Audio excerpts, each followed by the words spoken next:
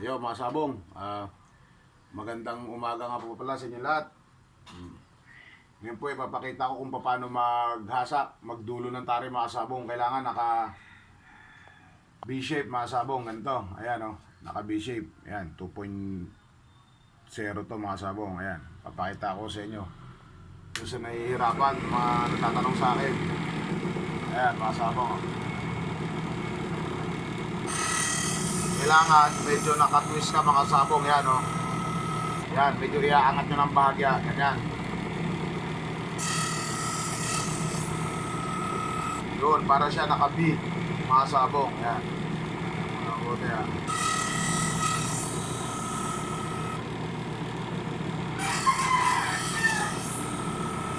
Yan mga sabong. Ayan o. Ayan, kailangan naka-B. Ayan mga sabong, medyo no. Ayan, yan o, medyo babagal-bagalan ko mga sabong ha. Ayan. Ayan.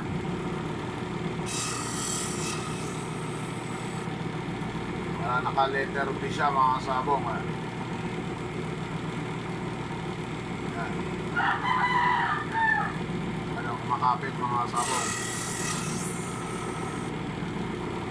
Importante kasi naka-letter B mga sabong para iwas tiris kayo dito.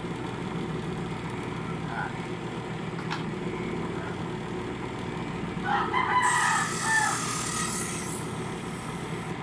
Lahat kasi mga kasabong matitulis ang dilo. Kaya inaayos ko.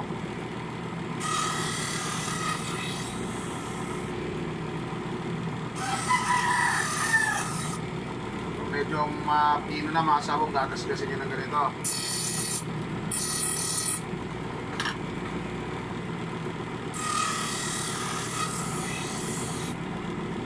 Ayan.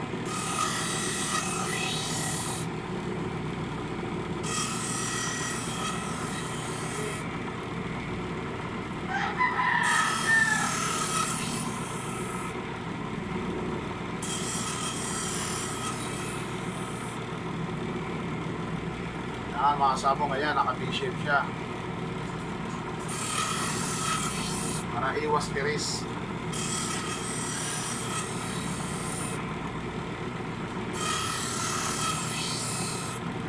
Medyo naka-slant lang siya ng konti. Yan. Yan, yan mga sabong. Sa mga nag-aaral,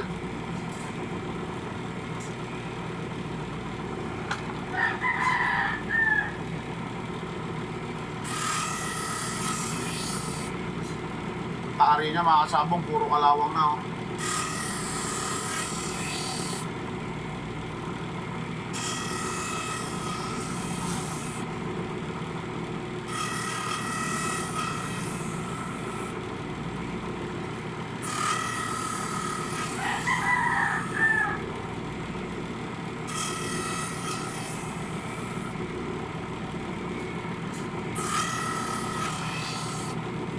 Yan mga sabong.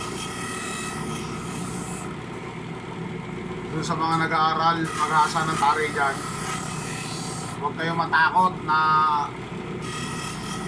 magkamali kayo. Lagi niyong tatandaan, walang taong perpekto mga sabong. Normal lang magkamali, normal lang maubos niyo yung tari. Yan mga sabong oh. Yan, naka B-shape siya oh.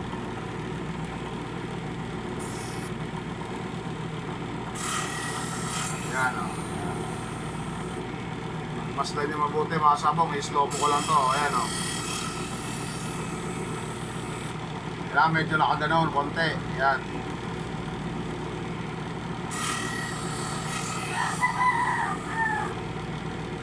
Yan siya oh. Naka B-shape siya.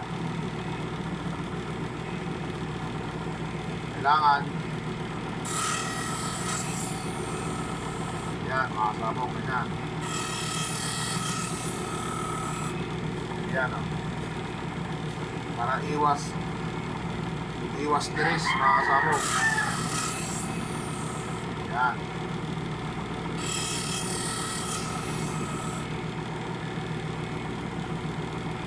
May katanungan kayo, huwag kayong mahiya mag-message sa akin.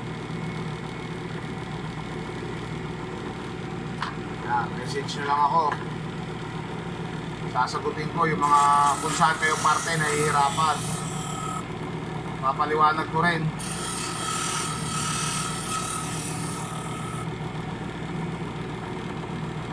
Paano gawin, mga sabong, paano gawin kung saan kayong parte nahihirapan.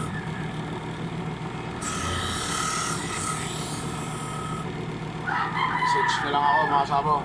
Yan.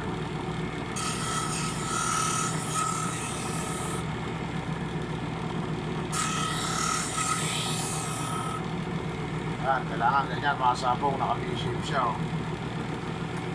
Kasi na natin to.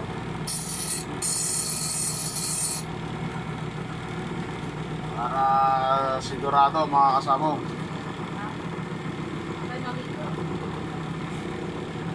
Ayan. Yun lamang po, mga kasabong. Isang magandang umaga.